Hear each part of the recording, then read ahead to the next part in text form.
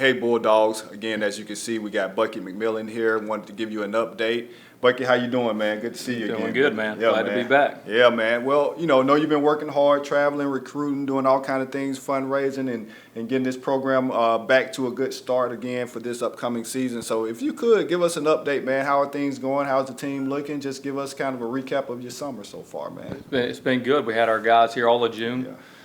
Filled our last scholarship at the very end of June, but we had 12 of the 13 scholarship players here all of June, and I like our roster. We, this day and age, it's about piecing together a roster that fits, and they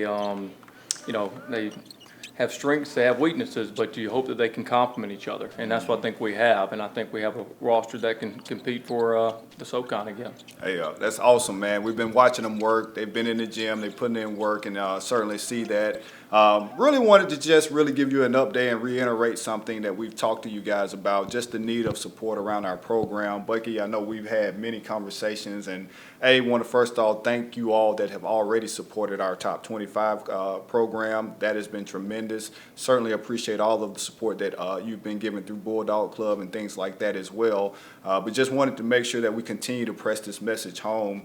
Not only is it impacting how we recruit in our players, but just even on an operational standpoint, we were having a budget discussion, and you brought something to my attention that we'll call the cost of success, right?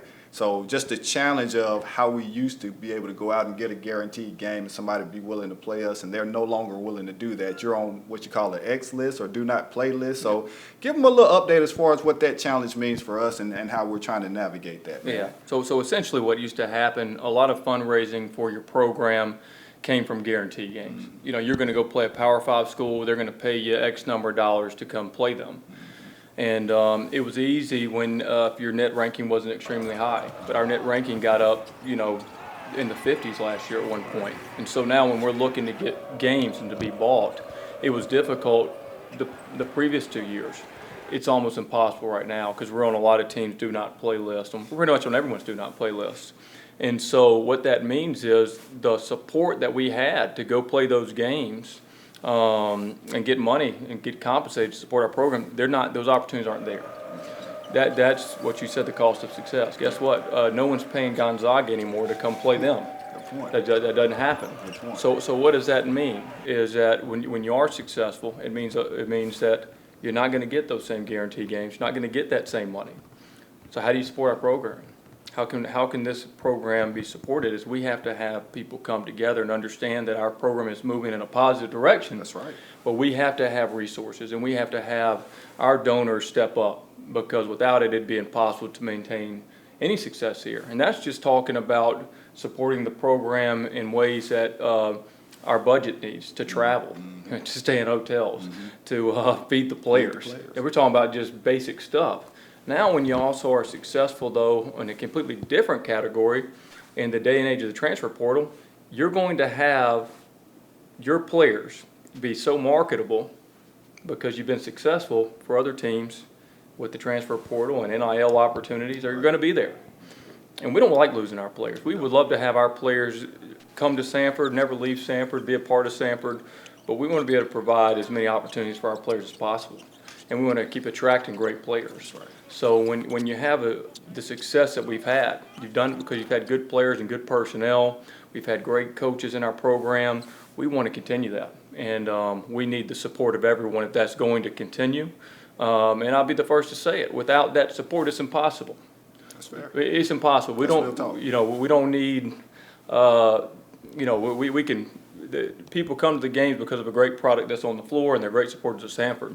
The last thing we ever want is for people to come to the games and they're watching a poor product on the floor, because our program does not have the resources that you would expect from a program moving in our direction.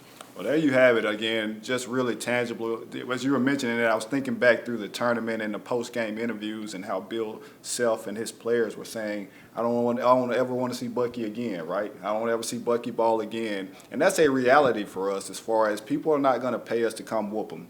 And you told me about an interesting conversation you even had with UConn, where you offered them just some concessions on just bring us up there. And even the national champs don't want to see Bucky ball. So it's just really making the point Hey, first of all, thank you all again for the support that you've been giving to our program, to our teams.